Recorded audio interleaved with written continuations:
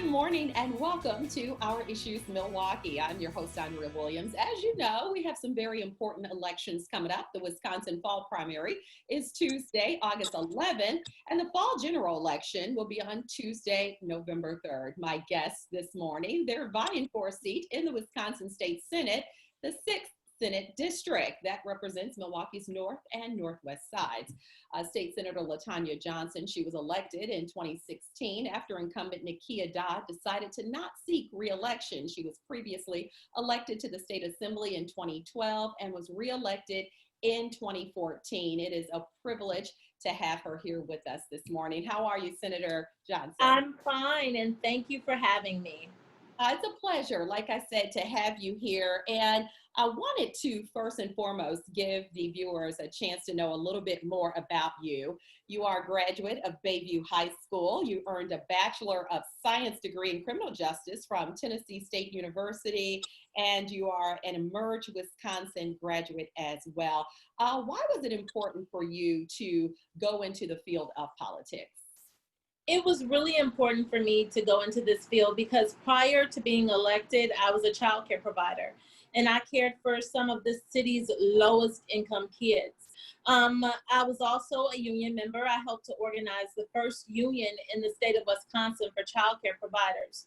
And in my role as a caretaker for these children, I saw that no matter how many jobs their parents worked, or their educational level, their parents still qualified for food stamps and for childcare and for medical assistance. And some of these kids were in daycare upwards of 10 hours or more a day.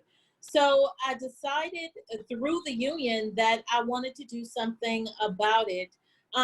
Being a union organizer, it really showed me how politics plays just so many roles in our daily life.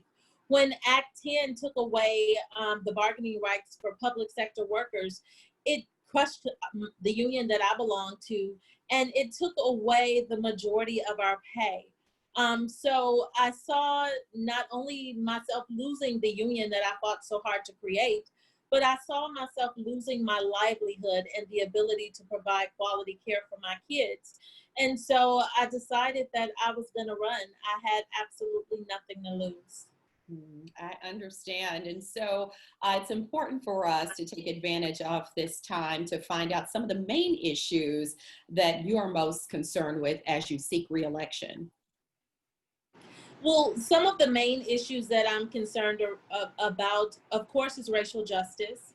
And I'm not just talking about police brutality. I'm talking about the disparities that exist across the board for Black communities and communities of color. We saw COVID-19 come through our communities and just ravage it. And a lot of that highlighted the disparities that already exist, that had existed for decades. We've seen people lose their lives because they were diabetic or they had high blood pressure or asthmatic or obese. These are all things that every sector has across the board in terms of disparities. But the way that it affected our African-American communities and our Latina communities, because those conditions were unchecked. In most cases, a lot of those individuals don't have medical care, or they don't have adequate medical care. So at the same time, when these individuals were finding out that they were testing positive for the virus, they were also finding out that they were diabetic. That makes survival just that much more difficult. Infant mortality and our criminal justice system, all of these are issues that need to be addressed. I'm also concerned about our K-12 education. I mean, these kids have spent 75 consecutive days without face-to-face instruction. And for some kids, you know, the online learning works well. But for other kids that don't have that family support at home, that's going to make them even further behind. So the budget is also another thing that I'm concerned about. So there's a whole slew of priorities for next election session.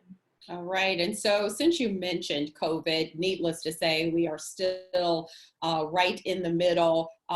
It's still very unpredictable. We don't really have an idea if things are going well. We've been told by the president that things are going to get a lot worse before they get better. So we keep that in mind. But up to this point, Do you feel that the state of Wisconsin has handled this pandemic in the right way or not?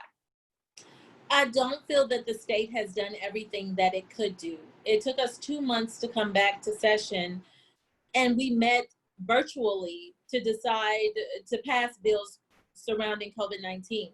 I think the governor has done everything in his power to try and help herd off some of these cases. But every time the governor puts a mandate in place, the Republicans challenge his orders and they're overturned. And that means every time he loses more and more power. So his ability to safeguard the citizens of the state is his hands are tied behind his back. Because when the numbers start climbing upwards of 10%, like we are seeing now, it's harder for the community or for the state to get their arms around the infection without making drastic changes to get those numbers under control.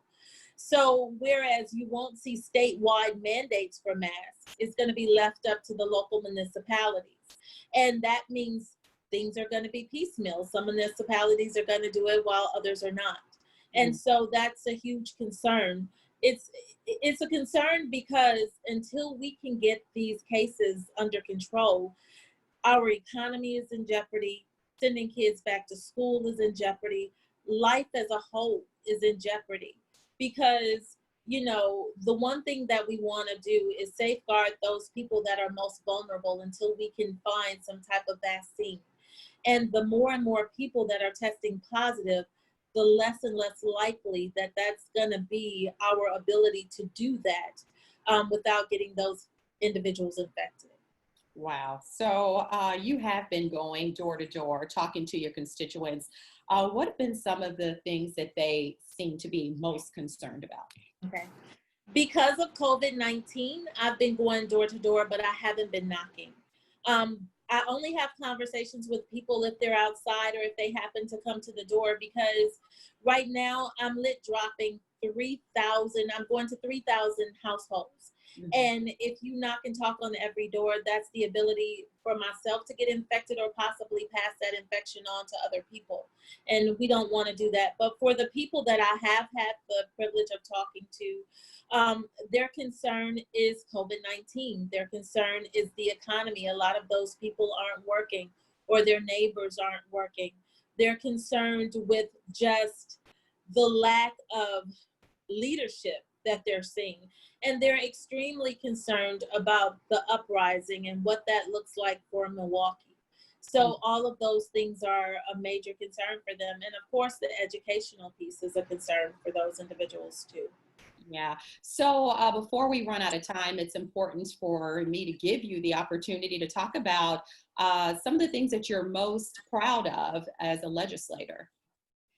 One of the things that I'm most proud of as a legislator is when the legislative season first started and I had an opportunity to sit down and talk to Governor Evers, I told him that my number one priority was to get 5-star early childhood education in 53206 because we didn't have it. And we talked about how that was so important. Governor Evers put $1.4 million in the budget for early childhood education in 53206.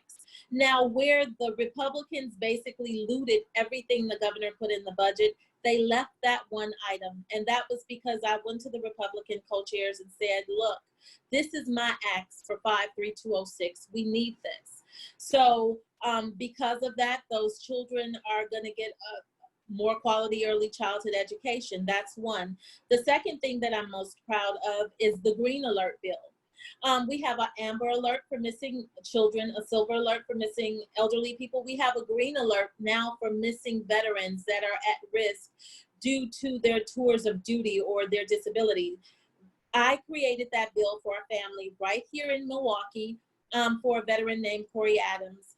His case didn't rise to the level of critical missing until 8 days after he had been gone. 18 days later, they found him dead. He had committed suicide. And so we wanted to create a way to honor Corey, and we created the Green Alert bill. That bill has passed in 4 states so far: Wisconsin, Illinois, Delaware, and Texas. a form of it has passed in 10 other states. And in 2019, it was introduced at the federal level.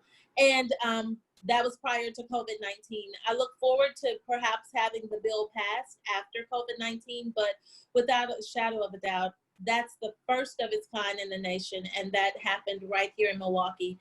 And I created that bill.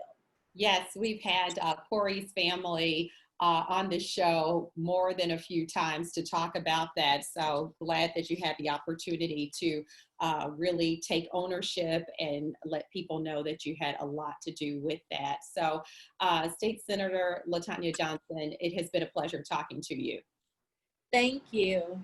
All right, she's the incumbent in the race for Wisconsin State Senator, and it's for the 6th Senate District. For information on where she stands on the issues, you can visit her website at voteforlatonya.com. When we return to Our Issues Milwaukee, we'll continue our focus on the race for the State Senate in the 6th District, and we'll talk to Senator Johnson's challenger, Michelle Bryant, right after this.